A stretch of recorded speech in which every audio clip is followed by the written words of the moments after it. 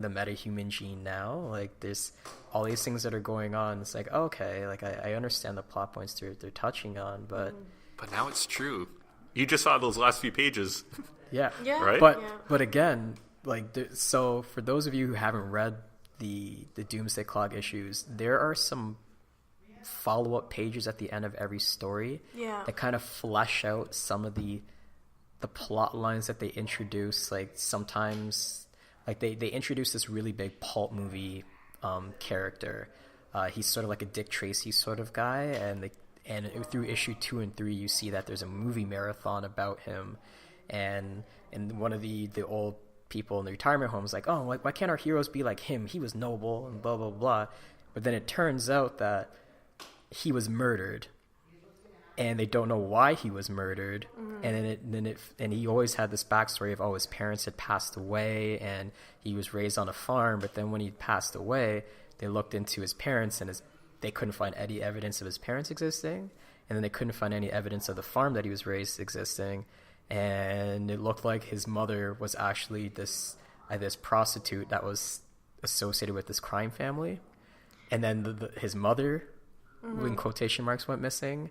And then it's like, so why did he die? Is it because he wouldn't pay because he was being shaken down by them? Or is it because he got involved and that's why they ended up offing him? Like, they have all these teases and they keep, even with the whole plot line of all the superheroes and supervillains potentially being with the government, there's a report at the end of the 6th one that talks about the death of one of the characters in that issue, and there's an appeal to the government to kind of expunge his record because he was a good agent and he was just doing his job, and you're like, what? Oh, yeah. The theory is true, guys. So the document says. Right. Can we even trust that document? Maybe more. Right. Can you trust that document? Who's behind that document? And again, there's even another line where Luthor is talking to Lois Lane and saying that he's discovered that he has nothing to do with the Superman theory, but he knows the person who does, and there's someone who's been in the Justice League and has been helping the government create new superheroes the entire time. Who could that even be? Whose mans is this? Who could that even be? But they have all and so the last 3 or 4 pages of every issue are very interesting and doing heavy foreshadowing, like a typical Grant Morrison type story that you're not going to know what any of this means until like issue 11. Yeah. So in like 2 years. Yeah. So Perfect. Totally into it. I also have a really bad habit of like just wanting to move on with the story as well. So all of those like bits and pieces at the end, and like I don't always read it, and I'm going to now. But to be honest, no, I didn't. I mean, they looked really pretty, but I didn't really read any of it. And probably this is another thing too with like the whole release thing, is that I'm just not as excited. I don't know if you guys are feeling that. That's fair. Yeah, I'm just not as committed as to when I was, when it was originally like teased as this like Superman versus like Dr. Manhattan thing. Yeah. Right. Because that now that you mention it, that is how it was billed, right. And we haven't gotten that yet. I kind of don't want that though, because Watchmen isn't a punching piece, I mean, they're not going to fight, obviously. They'll talk, right? But are they? They can't fight. They're so opposite from they? each other. It's like, No, how? Superman's hand just like goes right through him. Yeah. I don't know. How would this fight work exactly? Because when it now again, all this is coming back to me now that you've mentioned that, but it was billed as a story that was, I guess, philosophically going to look at the Dr. Manhattan Superman characters, because that's right. They're so they're different. two sides of the same coin, but they are very different. And They're which one is same, right? but different. Right, and which one is right?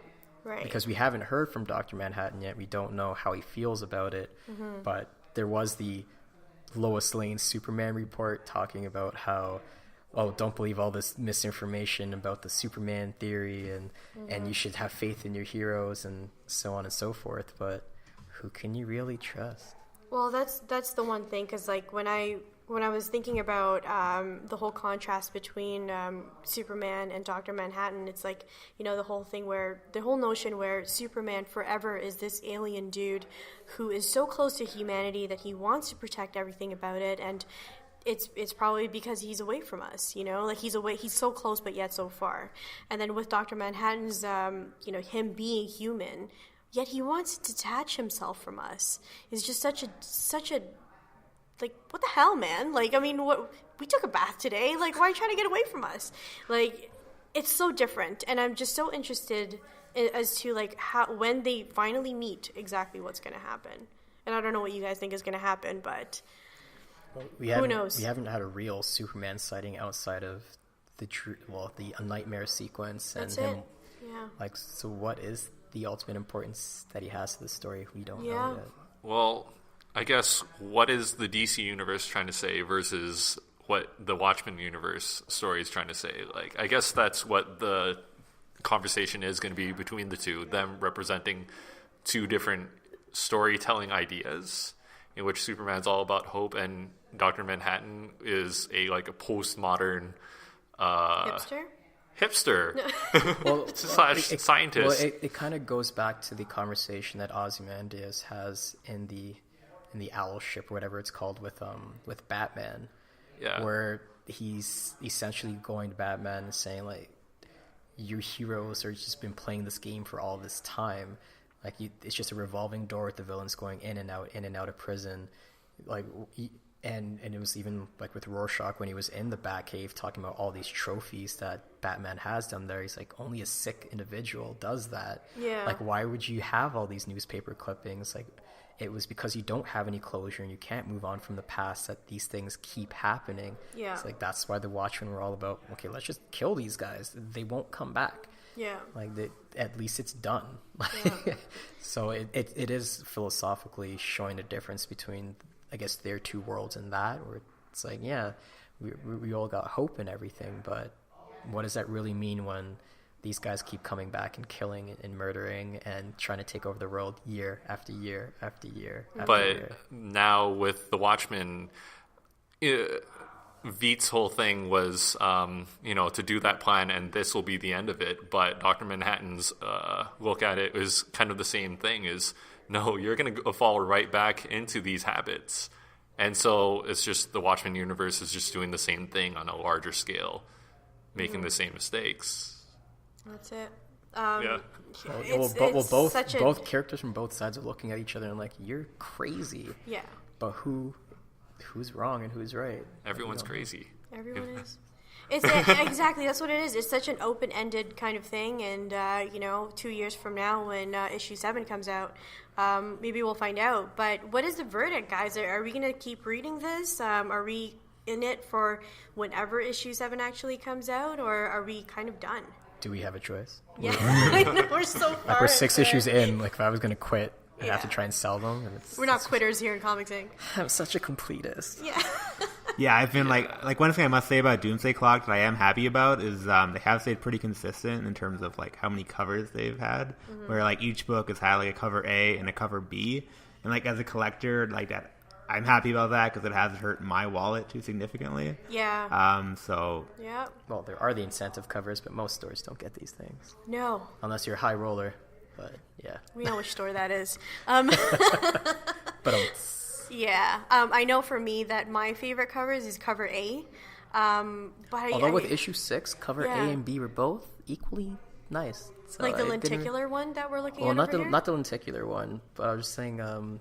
There's the Dr. I think the cat is on the 6th issue. Oh, I guess I no, it was the puppet. That's one with no, it's the puppet one. Yeah, because the cover is always like the first panel to whatever the next panel is. So yes, the puppet covers, both of them were great. So. Yeah. All right, guys. So we are going to keep on reading, and maybe 2 years from now, we might be doing the part 2 of this episode. Hopefully, we do get that issue 7 in an actual bi-monthly that has been promised to us by Didio himself. Just call him Dirty D. Dirty D. No, hold on. Don't we already have... Hey, Dirty D's here! No, I'm just joking. Hey, Danny. No, almost. No worries. This is Joey from Comics Inc. signing off. With Len. Shane. Geoff. Bye, guys. Do you want to hear more from Comics Inc? Show us some love. Patreon.com/Comics Inc. See you soon.